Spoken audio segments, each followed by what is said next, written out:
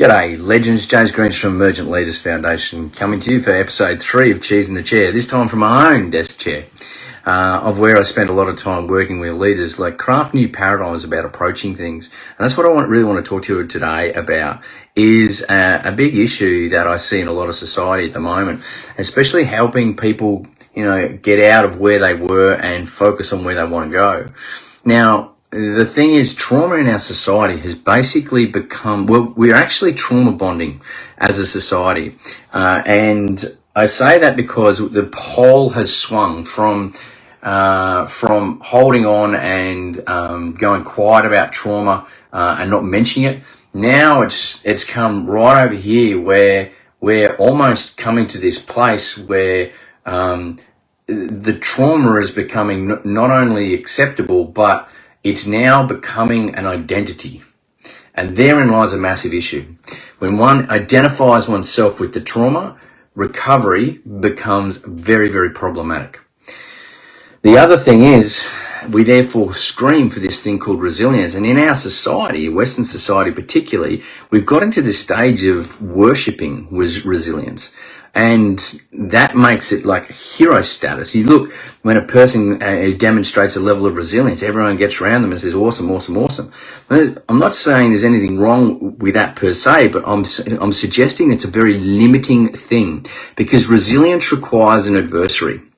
Just have a look at the definitions of it. The ability to bounce back, weather a storm, etc. Capacity to take a hit and then get back on the job, become happy, actually, based on the Cambridge definition. But the other one is that the definition scientifically is that the object which is hit goes back to its pre-impact state. In other words, the scar is removed. Now, what we know biologically is scar tissue is far stronger than the surrounding tissue, especially when you cut it, you break your bone, all these different things. When the actual healing occurs, you get a stronger tissue. So what we're also suggesting by wiping away the scars is that we're not able to learn the lesson of the trauma. And herein lies one of the issues about the way and the paradigm that people, physicians, clinicians, etc., are approaching trauma. Because quite regularly they'll attempt to compartmentalize it and not see it in the overarching place in their life. So we'll take that part out, we'll attempt to heal it and then put it back in. And that actually does not allow for the whole meaning architecture to be done. So meaning is a critical function for taking oneself to the next level. If you ask a 7-year-old to do something when they have no understanding of why they're doing it, especially a 7-year-old boy, I mean, what chance have you got? You've basically got Buckleys of getting them to do it. Well, what happens if you don't know why you live life? If there's no meaning to life, you'll become depressed. Now, in the last 10 years, clinicians have also realized that trauma and depression actually sit on a spectrum. Now, anyone who's actually had them before knows that they coexisted anyway. So the point here is we've got a number of competing and basically cooperating factors within us. Now, in 2007, when I returned from Iraq after leading over 100 soldiers and getting hit by a roadside bomb and a number of other things, my subconscious chose to develop post-traumatic stress. And it did so as a coping mechanism for what was going on in my life.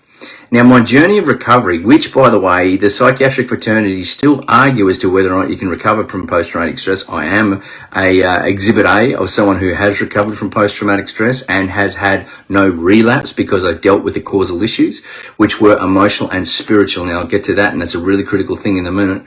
But the point is that I didn't have a relapse, and I was able to put it into context of my life, and then not only that, I was able to integrate it into my very life. Being hit by a roadside bomb, 4th best day of my life, hands down. It was categorically the thing that I required to actually kick me in the groin, or the proverbial balls, to wake up to what my priorities are in life. And in doing that, I not only woke up to it, then you don't just wake up to the lesson, you've got to integrate it. So I live accordingly to that. My decision wasn't a decision, it was a realization that my time in the military fairly soon thereafter was to separate. And many other reasons. The moral wound really set in hard because I started to question a lot of the reasons why we've been actually told we're over there, because of a number of things that occurred. And so that compounded the moral wound within me as a leader and responsible for all those people. That's why there's, like someone asked me the other day, is post-traumatic stress what percentage does it basically have as the moral wound? I'm here to suggest it actually has 100% within the moral wound, because in our psychological lexicon, and remember, psyche, study of the psyche. What does the psyche actually mean in Greek? Ancient Greek, it means soul. So to say psychology is devoid of spirituality, well, I think we're actually missing the point. Unfortunately, it was basically created in Eastern Europe, which if you look at the culture, it's very emotionless in many respects. And so to be birthed out of there, it's become very cognitive. And so you can't speak yourself through, you can't talk yourself through an emotion, which is why cognitive behavior therapy is less than 50% effective. And so that's the point here is, when we understand trauma and we understand where it is and fits into the rest of our life, and we release the emotion and we're able to gain context, we therefore no longer get triggered, which means we've recovered. And when context and meaning come, we can go into what's called post-traumatic growth. And that means I'm going to have a positive, actual reflection towards the initiating trauma. So, like I say, 4th best day of my life, hands down. Now, how do we go beyond all this? Well, the thing is, like I said, we're hero worshipping. We're basically trauma bonded as a society. And here's where we can shift. And it all comes back to that point. 2 people looking at exactly the same situation. One person gets traumatized, one person doesn't.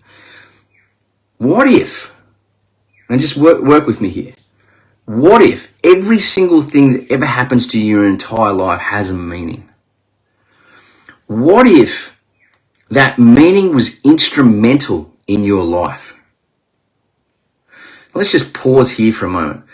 That meaning from that thing was instrumental in your life. Look at those people who we look at that are really excelling in life, that are really inspirational, have gone through so much trouble, and yet now they seem to be living amazing lives. They'll always tell you that that low period was a necessary part of what they were doing.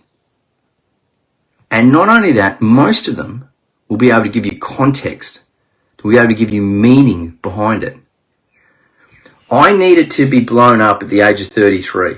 Why? Because before 33, I was living a false life. What does that mean? I was in the military, been there 17 years. I was excelling as an army officer. How do you mean you're living a false life? I was living a life that everyone else wanted me to live. Yes, I was leading. I was great at my job. I was mastering my profession. Yeah, cool. Those skills that the military doesn't need. You don't just give them in the military. You give them in all pursuits. Yeah, and I look at that and I use those key things now. So then I get blown up. I then lose myself. I go suicidal, depressed, traumatized. Why? Because my narrative of the world, the story, the architecture, the framework in which I'm living is so ingrained in me. It goes back generations. There's so much generational stuff there. My father had post-traumatic stress before me from war. So all this stuff is in me and needs to be completely dissolved, which is what trauma does. It's this disillusionment of our framework of life. And then I need to regrow myself. I need to find out who I truly am, myself. Not what everyone else tells me, but myself. And I need to then build my own architecture, which I know is from my soul. So if I then put that into a perspective, what I'm saying is every single moment of my life, the universe, God, the divine, whatever you want to say is out there, has my back in some way, shape or form. And even psychologically, if you just put it, when you put context to the transcendental, to the thing above you, the group, away from just the individual. Remember, all trauma, depression, they're all isolative because we withdraw inside ourselves. And part of the rebirthing phase is to actually come back and reconnect. But you'll never be the same again. And you don't want to be, because otherwise you've forgotten all the reasoning, the lessons and everything that you've actually been gifted in this experience. So, what about creating a whole new framework of life, knowing that every single day there's a reason for every single thing that happens. And it's my job to actually see it.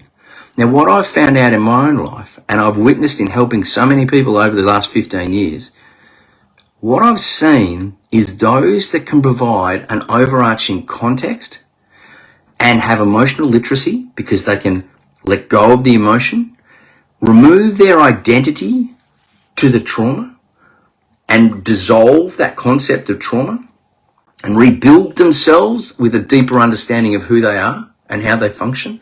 Every single one of them, every single one, comes to a whole new place in their life, of which they look back and life is not the same. And it's hard to even imagine what it's like being back there. And the good days back there, like, they're worse than the bad days today because of this growth. To transcend trauma, we must come to a harmonic, emotionally literate, growth-orientated mindset. When we do that and we release this bond, this necessity to have the adversary, to be the one who's wounded, to be the veteran or the victim, then if we release that, we can actually be the victor.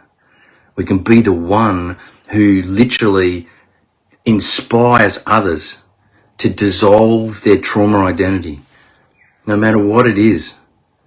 Doesn't mean to say that it didn't happen. I remember everything that happened. Did not zero my memory at all. But the way I perceive that now has completely changed.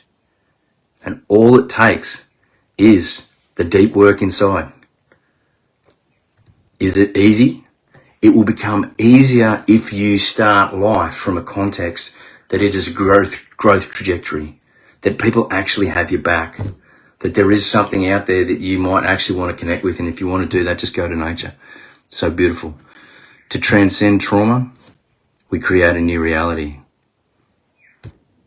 Big love.